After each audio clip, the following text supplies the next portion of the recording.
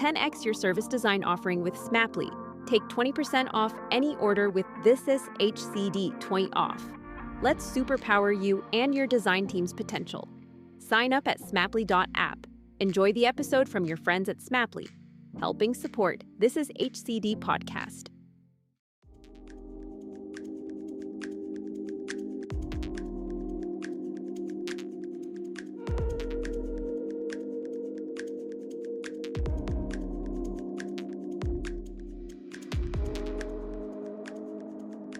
Hello and welcome to another episode of This Is HCD. My name is Gerry Scullion and I am your host, and I'm based in the wonderful city of Dublin, Ireland, and offer training to organisations in service design, user experience design and design research, and also work one-on-one with change makers, probably like yourself, from all over the world with my 12-week coaching program that I offer through this podcast. So if you're interested in learning more, just visit thisishcd.com and set up a chemistry call with me. Now, today in the show, we have an old friend returning for a chat, and that is Christof Zürn. Now, Christof appeared on the podcast a number of years ago, but has since then produced his book, The Power of Music Thinking, that has been published on BIS Publishers. But in this episode, we speak more about the jam cards. These are the jam cards here. And it's an interactive and meaningful way to collaborate more effectively with yourself or with teams. And we actually demo these cards in the episode. So if you're listening to this episode, you can check out the episode on YouTube and follow along. Christof is absolutely awesome, and I'm excited to share this one with you. So let's jump straight in. But listen, Christof, it's great to have you back on the podcast. For our listeners, we interviewed Christof probably maybe a year and a half ago. I don't know when it was. And at that time we were talking about music thinking, and you were in the depths of recording. This isn't an overlay, folks. That there is actually the book if you're watching on YouTube. It's The Power of Music Thinking, which was published on BIS Publishers, I think, wasn't it? Yeah, right. BIS, they sent me this. It's a beautiful, beautiful book. They did a really great job in the production of it. It sits really nicely on my shelf behind me here. We're going to be talking a little bit more around that, but also I want to talk probably a little bit more in focus around this one here, is around the jam cards. Now I've got a series of cards I've got a couple of decks in my workshop kit, but maybe we'll just kick off and we'll start asking questions around that in a minute. But first of all, tell us a little bit about yourself, Christof, where you're from and what you do. Oh, thank you, Gerry. Where to start? Christof Zürn. I'm a freelancer since 13 years on service design and design thinking. Before I was creative director or chief design officer in organizations in the Netherlands, I have to say. I'm originally from Germany, so I'm speaking Dutch, English, and German, and sometimes all the three in one sentence. So, like me. And my focus is on one way on creativity, or I have to say on co-creativity. So how can people work together? That's something that's really interested me very long. And being a musician and a musicologist, so I studied musicology in the 90s or the 80s and 90s. So knowing everything about music, and later went into digital productions like CD-ROMs and online stuff. Had the chance to interview the most famous people in classical music and jazz. And at the very end, I came up with something that I thought, when people talk about music, or when people work together, they always use musical terms like let's jam about this, or pull all the plugs and all this stuff. Or so we don't miss a beat. Right, or don't miss a beat. So I came up with that idea to collect all my thinking, and primarily it's like on co-creation, let's call it service design and organizational change. So meaning how can people be creative? What's the use of it? So who shall use it, or who shall benefit it? And how do we have to reorganize ourselves to do it? And this is actually in the core of music thinking. And the first thing I started was the framework, what I called the music thinking framework. Nowadays, Mm-hmm. I call it the dynamic strategies framework. And that Yeah, was really the start. So this was for me, okay, I'm also a something designer. in this. Let's make it graphical and let's see Yeah. how this works. This is And JEPSAR, isn't it? What you like? I'm trying to come up with a nice acronym for JAM and empathy, personality, score, agility, and remix. right. So Um, I should give a big shout out to Mark Stickthorne, who connected myself and Christof a couple of years ago. And I remember on the first podcast, I was meant to be going to Hungary to do a talk at Doers conference. This is just pre-pandemic, and Mark was going to be there as well. And he was like, "What are you going to do your keynote on?" I said, "I'm actually going to do it on how I see music and design being the same thing." And he was like, "You know, somebody else is talking about that, don't you?" Like, I was like, "Yeah, who?" And he's like, "His name's Christof Zürn. You should definitely call him and have a conversation because you're talking about the same stuff, and he's been talking about it for a while." And that's kind of how this initially guest relationship and now a friendship blossomed from that whole kind of introduction to it's all down thanks to Mark. But we also share things to each other on WhatsApp whenever we find interesting sounds or guitar pedals or yes. just devices that kind of go, wow, what's going on there? Where does this come from? You mentioned way back that you play music. So how long have you been playing music? I don't know. Maybe when I was 11. Yeah, when I was 11, I had my first guitar lesson, and it was my Took up last. guitar. And No, what it was about my first and my last. So I went there in school with my guitar, and there was a teacher telling everybody that these guys on television with the long hairs that this is not music. And then I thought, okay, thank you, so that I don't have to be here. so did you self-learn then? Yeah, yeah. You I learned through self-learned yourself. everything and the same goes for all the digital tools I'm using. So I never Yeah, went to school. What I started doing, you couldn't learn at the university, and music I sure. just learned from all the instruments from doing. And then Mm. later I went to, let's say, master classes, or you get lessons much later, but then I already knew how the Your instrument habits are works. formed. I want to ask you something about that because I've done a lot of deep thinking on that whole kind of mindset. I was around the same age when I started learning. I learned piano from the age of 5, and it was Oh, through structured learning. So I went to lessons, hated it, hated it, being sat there with a stick, kind of like tapping your fingers when you were hitting the wrong notes and stuff, versus learning and getting a guitar at 12 or 13 and figuring it out myself. Two different approaches, two different kind of frameworks, I guess, for learning. But the one that I'm still doing to this day is playing the guitar. What do you think it is about music at a young age where you kind of have to foster the the skill yourself? Well, what are the benefits in that? Like, what did you learn as a child, self teaching yourself an instrument? the first thing might be just listen, because Mm, before you can play something, you have to listen to how it should sound. And then the yeah. second part comes listen again, because then you have to listen to how it sounds when you make that kind Mm. of sound. And the third one is if you record it and then listen again from a distance, then you can learn, oh, that's how it really sounds. So not Yeah. just holding your instrument. And I think these 3 times listening is a very cool Listening was a really that's a good cool one. way. But it's also the repeated failure. Like you're trying and trying and trying, and that whole kind of resilience that I think a lot of people kind of glaze over when you're learning an instrument. Like that's a really steep learning curve. And I see a lot of similarities between people getting into design and people as innovators or change makers. It's not a simple case of picking up an instrument, looking at YouTube videos, and then getting on stage.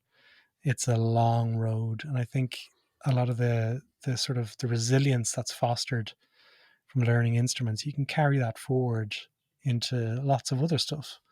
So you mentioned there about learning Dutch, you speak German, speak English. How do they all come about? I wonder, was it the same sort of resilience that was fostered around that time as well? Oh, I really, my grandmother, she went in the 1920s. Before she married my grandfather, she wanted to, yeah, get them make their own experiences and earn their own money. And she went to Indianapolis. So from Ah, a little village in Germany, she just went there and worked as a maid, I think for 2 years. And she was the one, when we went to bed, she sung us songs.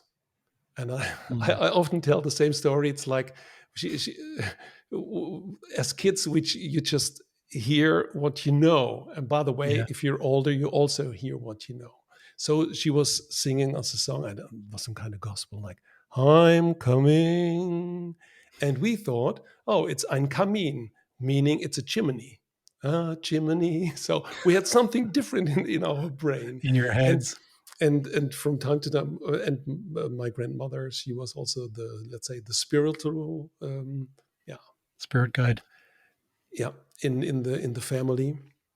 And so there was talks, and so you could learn a lot from her. So that Yeah, was, let's say, an I'd say. easy, and it didn't feel like learning. It just felt like doing something. So there many different things came together, and I'm Mm, from a very small village. Like in that time, it was 2,000 inhabitants, and yeah. now it might be 8.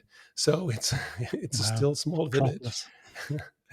and there was also a lot of sounds outside, like the Mm, birds and the nature. And my parents had a joinery, and I loved the sounds of woodworking, and all mm, these long drones of these machines. And that was really something that, yeah, I would say that's my was my first soundscape yeah.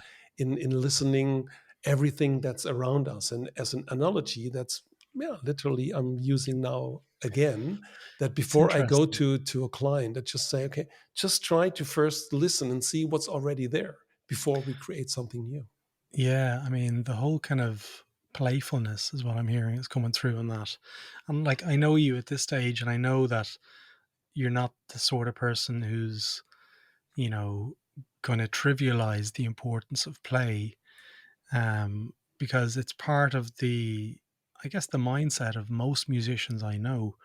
Whenever we play together, it's not a case of like we start at 1 o'clock and we all have to be sitting down on our chairs.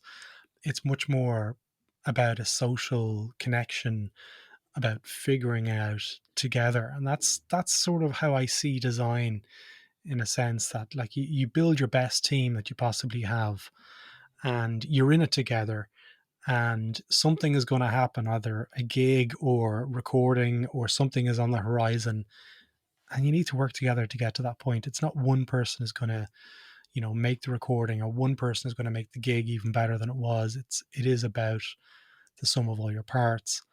But what about the playfulness side of things when you were developing jam cards? There must have been times where you felt like you were going around in circles because you were on your own doing this. So you weren't really part of a band in that sense. How did you handle that?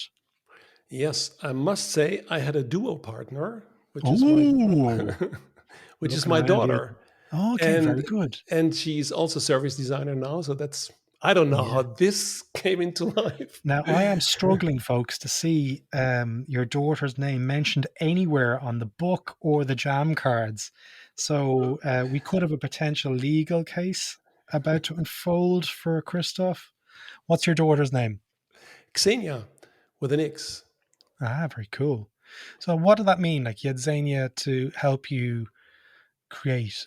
Was this something you did at home, or was this something that you fostered on projects? Xenia helped me with the production of it, Okay, nice. and with realizing it and really making it, and asking questions where I thought, yeah, but that's not the problem.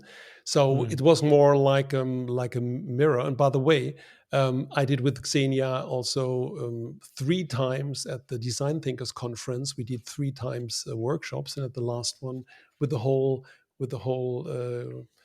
conference of 150 people. So I she's heard about this. also in the picture. I heard about this. So I've just opened up the card pack. Okay, now the book is probably a little bit easier to explain. It is the kind of story, and it's the method of the power of music thinking. But the jam cards kind of sits alongside this. Is this correct? Yeah, the jam cards were first, were second. So what I said, the framework was first. That's my thinking. That's also in the book. Yeah. If you open the book at the beginning, the music thinking framework or dynamic strategies, that's in the beginning, and Which is it's this also in here. the jam cards, right? This piece here. And if you want to have a more detailed view, you can download it for free from the musicthinking.com There you go, have a website. look. so that's the easy part. But then a lot of people said, "Hey, that music thinking, that's interesting. Don't you want to write a book about it?" And I Yeah. thought, A book. I'm not a writer. Yeah. I would rather create something new so that people, if the idea is co-creation, so that people can do something with it instead of just reading it. And so I came up with, let's say, pictures that I collected over the years, or and different ideas. I came up with the. Or maybe that's good to mention these questions. So these trigger questions.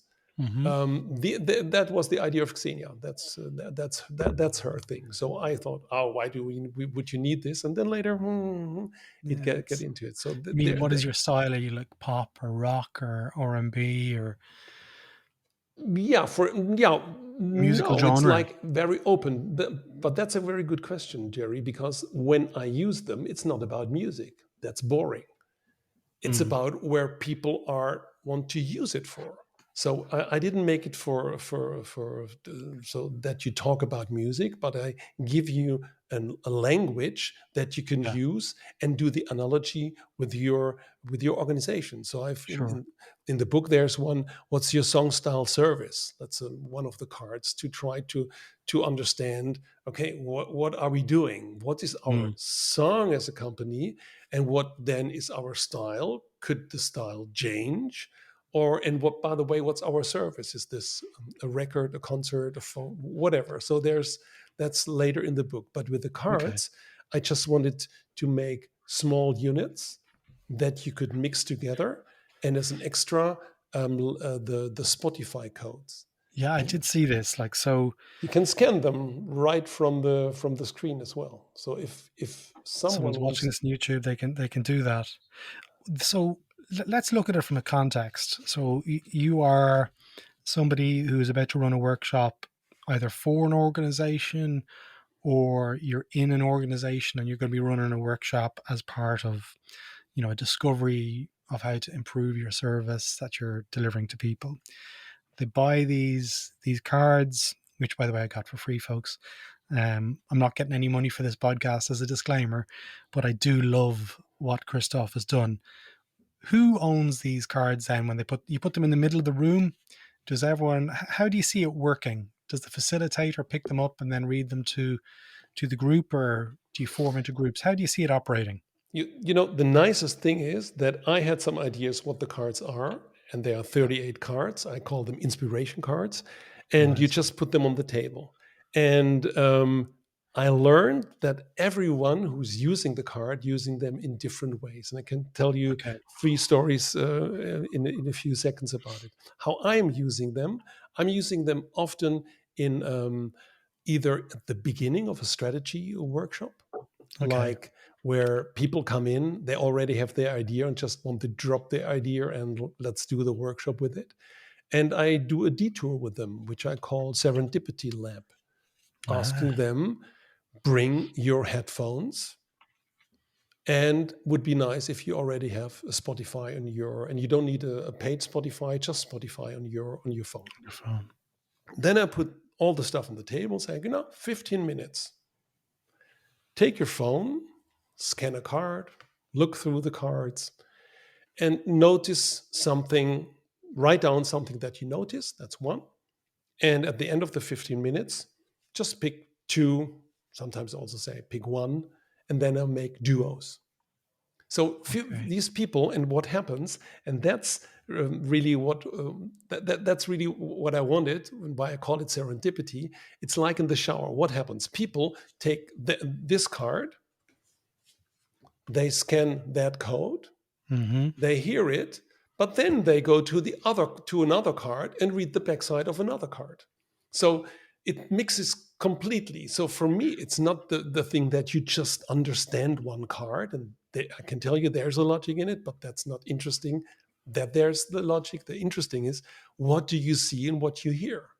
And then people come with nice combinations that I've never intended, but that are literally in the cards because of the different of the different ways how they go together. So I have got the activity card here. So I've got activity, and I've just scanned the code, and I get this. I'm probably going to get screwed by iTunes for this.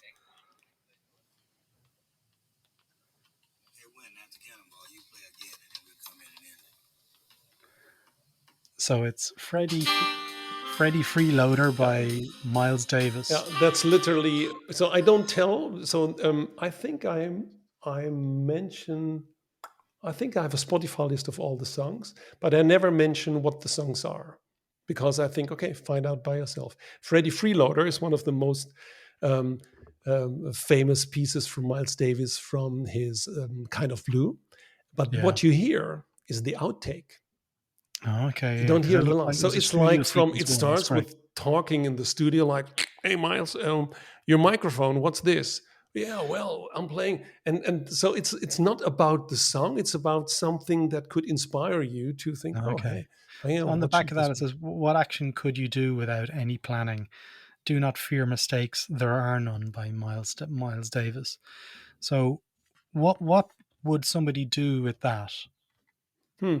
I can tell you, every, let's say, question or every card resonates differently with different people. So one joke, for example, this one is entrainment. And I can tell you, if you're not English, everybody is talking about entertainment. But I don't correct them. If they see entertainment in this card, who am I? But the idea behind it, and you might have noticed that picture. Yeah. It's the most famous picture that's in the Rijksmuseum. But I noticed that there is a drummer on the right downside. So it's the Rembrandt, the Night Watch. So what I also do is like, hey, there already is music, a drummer. So you talk about a big picture, but hang on, is there music in it? And if you develop, let's say, a filter for it, and that's how I collected a lot of pictures. So I thought, that entrainment, meaning the moment when one rhythm and the other rhythm get into one rhythm. And that's something that you can use in your team. Like, everybody is doing their best, but they're doing it out of sync. So the only thing would be, how can you sync them to make it stronger? Although both of them, if you analyze them, they would see, okay, but that's really good, doing exactly this, doing exactly that. And then there's some, let's say, some kind of latency in between. And entrainment helps you. And that's why the question is, to what rhythm can you synchronize, is on the backside. Okay. So the bit, like, I'm still not really connecting how I would use it in a workshop setting. I get the fact that the people would interpret it and the synchronicities and the connections and stuff. But if you're doing a strategic kind of workshop, how would they make sense out of all of this? So if everyone's going and they're interpreting in lots of different ways, how does it work in terms of the steps after this? Now, what I just mentioned in the, I described it, I think, even in the, there's an how to play in the box, in the book inside, and I'm talking about that serendipity lab. So actually, it's like, if you do it like you start 15 minutes, everyone just pick a card, 1, 2, or 3 that you think is important for this session or for this strategy meeting. Okay, yeah. So And like an then icebreaker. and there's only one card on the one unique card on the table, so it's also sometimes a little bit of fight from, oh no, I wanted that, oh no, this is something that I want. So and then you let them bring it together with the two of them, and you get rid of 2 cards. And then I ask to get together as a quartet. So it's solo, duo, quartet. And so that the 4 of them try to find out, is there something that we can take or is important, maybe in a positive or in a negative way, that we should that we should use in this strategy workshop. And the funny thing is that the sound makes you, in one way it connects with a certain card, but in another way it's also some kind of, let's say, backdrop or background music for another card, so you get new connections. And the funny thing Mm. is that people talk about, oh, I like this, oh, this is crazy, oh my god, what is this? So they're Yeah. totally completely different sounds. I totally get how it could be used as like a workshop intro. So if you're trying to get to know or unlock some sort of parts of the brain, like here's one here is what is good but should be changed. That can become a stimulus for anything really in terms of conversational starters. So you could go into pairs and pick a card each, and then they stimulate conversations off the back of that. But the bit that I'm kind of want to know a little bit more around, Christof, is at the bottom here, you've got jamming, empathy, personality score, agility, and remix. And there's certain ones that are black and certain ones that are white. Yeah. So tell us what they mean. Yeah, so they're the link with the dynamic strategies framework of music thinking. And what I thought, and that's, yeah, that's on the card, is when they're black, there's a link with, I have entrainment here in my hand, that links with jamming, empathy, agility, and remix, and less with personality and score. So if you would say, okay, you would not take the card as a starting point, but the framework, and would say, let's do something more on jamming or on personality. Okay, You could sort the cards, all the personality cards, and see how perfect. they Yeah. go together. So that's an extra play. So using the design thinking kind of process, there's obviously empathy. That there's that word, folks. Empathy is in there, okay? So you can use them at certain stages depending on where you're at in the design process. So it could be remix if you're fixing an existing service and you select all the remix cards and they become stimuli, I think is the proper word, for conversation starters about unlocking pieces at that point. Is there a way to self-identify where you're at? Because sometimes people don't really know where they're at in the stages. Any advice you have for people on that one? From the framework, I don't give an answer to. No, Oh, I love this. let's put it. Let's put it Well, the other way around. On one way, I give an answer, but on the other way, I don't. Meaning, yeah, if you see the framework how it is, it's very clear that remix is underperformed. But if you yeah, see in the framework that this is very dynamic, and that when everything is happening at the same time, then yeah. everything is crunched and turned around, and then it feels more like jazz and less like Mm, classical music, meaning it feels more like everything happens on the same time. We have to improvise, we have to do, and we are on stage and we're performing. Versus, yeah, okay, let's first think about it. How does it sound? I'm the composer. Now let's see how we bring it to life. In what venue and in what way. And so the dynamics, but that's maybe something when we talk about the book, that's much more when this really comes out, to really find your dynamic where you're in at the moment. nice. But at the very end, just to give an answer, you can find, you really can say where you are. And we want to work more on agility or more on score, but it's not as obvious as, let's say, another framework. And I would Yeah. say that's on one side the downside, because it's not easy to Mm. use in the beginning. But on the other hand, an easy framework never works when you put it to No, practice. absolutely. And that's where I tried, if you use the framework, I think you will see, oh, it's getting complicated. But it's complicated. Oh yeah, I see it. So it's easier to use them in that way. That's my Yeah, I think intention. to get started with it, I can see how it can be woven into the certain stages of the design process as opposed to it becoming an underpinning framework, if that makes sense. I noticed at the back of the cards, you've got all of these pieces. These are like, are they for the top cards for each section of cards that sit underneath it? No, what you also could do, you could start with the cues. Jamming. Yeah. Rather be jamming with Christof. Yeah. So So jamming, the cue is all about creativity, ideas and information, listening and collecting data from all kinds of sources. So they're the cues. They're the main center points. So you can put the framework that I just mentioned. You can put everything on the table or on the floor, and you can build the framework for yourself, starting with jamming, then going to empathy, personality, or hang on, no. Let's start first with personality and then do the jamming. So Oh, you can okay. do it Yeah. in the So way they can, like you do, and then maybe find cards that go together, and it will never work perfectly, meaning you need a discussion. And again, it's not about solving a puzzle, yeah. it's about understanding as an analogy where you're in at the moment, giving you a language and also a visual language to share with Nice. someone else. I like that. I really like that because, say, next week I've got a bunch of workshops in mainland Europe and stuff, and I'm gonna try some of these. And for the intro of this episode, which might be a little bit meta for people who are listening and watching at the same time, I recorded the podcast first and did the intro second. But I'll use some of this and weave my findings into the intro, because Cool. I see a lot of value in some of these things. And when you get paid to do workshops for people, and people nearly want you to do some stuff that's a little bit left field.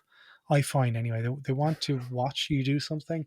So I'll probably fail, but by the second time, I'll probably fail a little bit less. It's really, really cool. I love the fact that there's a Spotify link uh, on the cards as well. So like it just creates a little bit of a two-dimensional kind of experience, which I have not seen before. There's a lot of cards out there, a Yeah, lot of card decks, but this is a little bit different. I think it even was the first product that these Spotify codes, and you have to open Spotify directly and don't use from your QR. QR It code. So doesn't work it's from QR. directly into Spotify. And I Yeah. had to ask headquarters there if it is allowed in that way, because I did a little tweak and I got Ah, it, but that's 5 years ago. They might do it now. wow. But this was for me in the very beginning the most important thing, also to get rid of all the logistics. Otherwise, I would have buy some rights to use the music. So people are using already what they have, a telephone, Mm, yeah. their Spotify account, and I just like a catalyst. I help them to do something with them in a way that they haven't done before, and that's Yeah. also something that people say, "Oh, I didn't You know." met them where they're at, pretty much. That's what we say in design. I have to say, I love these. I've played them before many, many times. I cannot remember the name of the instrument. If you're listening to this episode in your headphones, folks, there is a link for you to go and watch this episode on YouTube because it's a very visual episode. But what is that called? I don't know. I think it's like isn't it?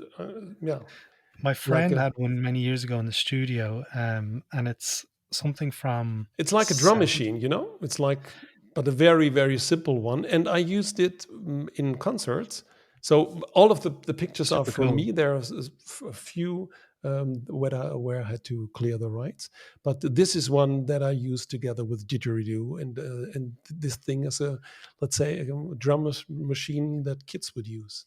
So every picture also has a story, and some of them I also share on the musicthinking.com website. So some of them, like this one, this is from a concert where Oh, very where, good. Yeah, I saw that one there. Yeah, that's really where, nice. where I'm swimming with a soprano saxophone during a concert. Is that you? Yeah, that's me. You with hair. But that's why I don't write everything about it, because I don't want to make it about me. Or this one, I was in Riga on the street, and minutes ago, I heard the sound of that tuba. And when I saw that guy, I really thought about what action could you do without any planning. So when you know an instrument, or so what can you do to just do something? Or everyone has a totally story. So Yeah. but I think maybe that the photo. last one, maybe just as a trick also for you, or as a treat for your for the Audience. listeners, the tools card. That's this special card because it's also in a different type. So you can compare it with the trust card, for example.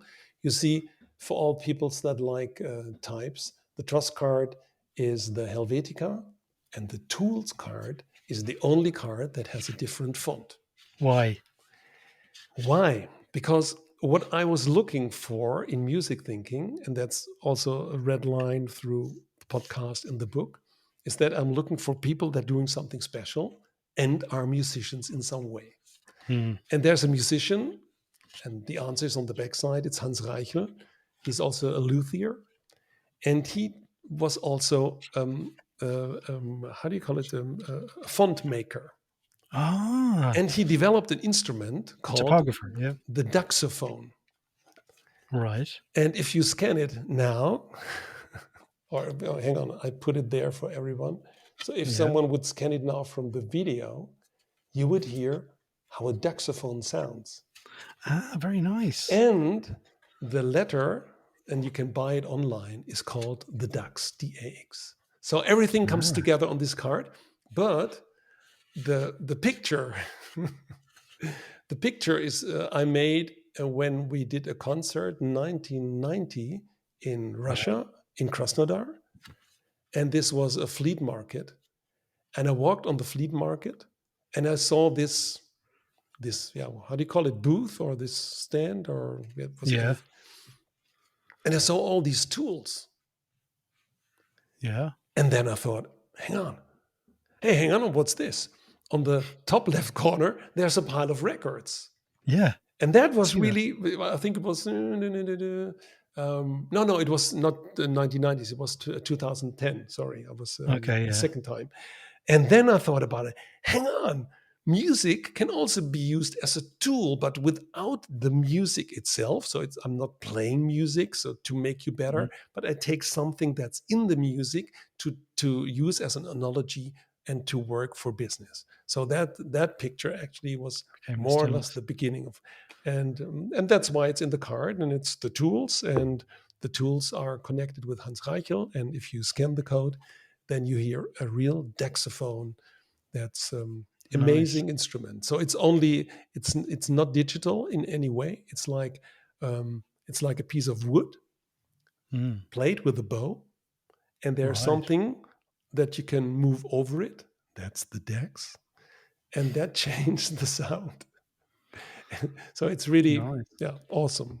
So maybe that's the nicest, or that's like the Easter egg. It's like an Easter egg within the deck. Yeah, everything has a story. Yeah, and maybe last one that I can share with you. I had a few weeks ago, I had a call with a woman, and she's and I hope I can do a podcast with her, because she wanted to talk with me and also about the gem cards.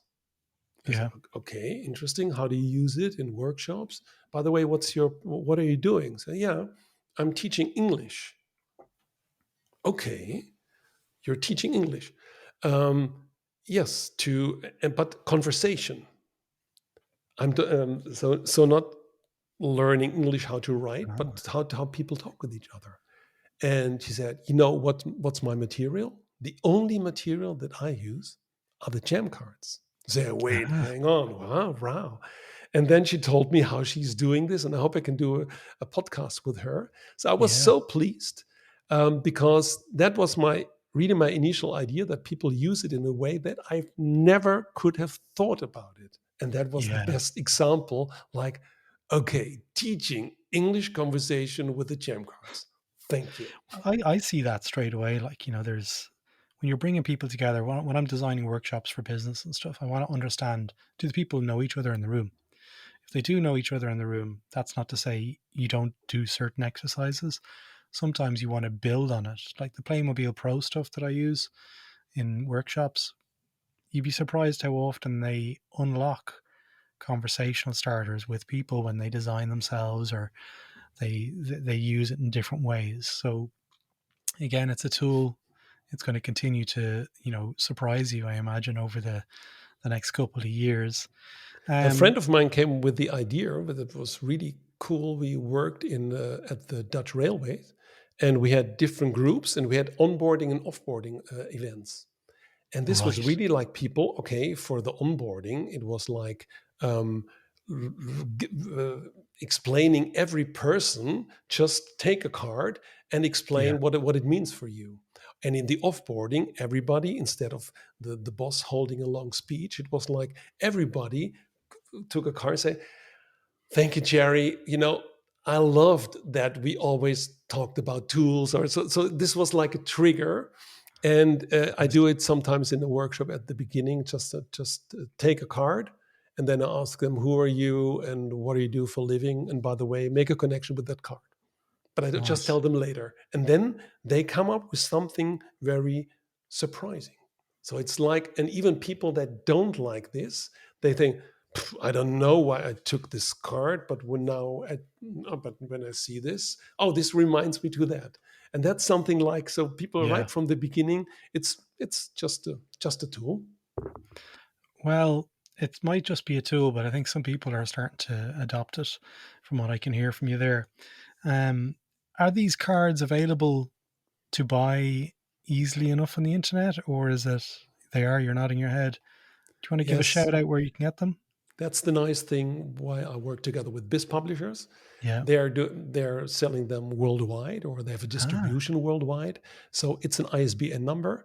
I think if you're in Europe, you get it the next day. And also in the US, I get mails from all over the world. Funny enough, that people say, I have your cards and I use them in this way or in that way. It's really funny. So just go to your local bookstore, and yes, Amazon has it too. Okay, so I'll put a link to them on BIS, and they might have a kind of product finder or something where you can order them from your local bookstore if you possibly can, folks. Listen, Christof, it's always good to chat with you. On that note, I did a quick Google lens on that instrument, and it's a Casio Rapman from the 1980s. That was the instrument that was in that card. But if people want to reach out to you, what's the best way for people to do that? LinkedIn would work best. And there's one thing I would like to say: don't just follow, or how does it called, link or connect. Just drop me one sentence. You heard the session, or so. I love context, and don't just connect. Just make it a little bit more than a connection. Yeah, I know. It's always good to be a little bit more human.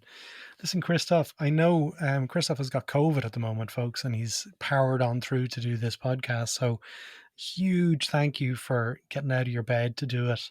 If I'd known that, we would have cancelled and done it another time. But thank you for your time, your energy, your vulnerability of coming on and just having a conversation about this stuff. It's been really good to learn about it. I'm looking forward to using them. Thank you, Gerry. And I love to hear all the good things and the bad things that might be. The client didn't pay. They said I was crazy. Oh no. Absolutely. No worries. Listen, thanks so much, Christof. Thank you. Bye.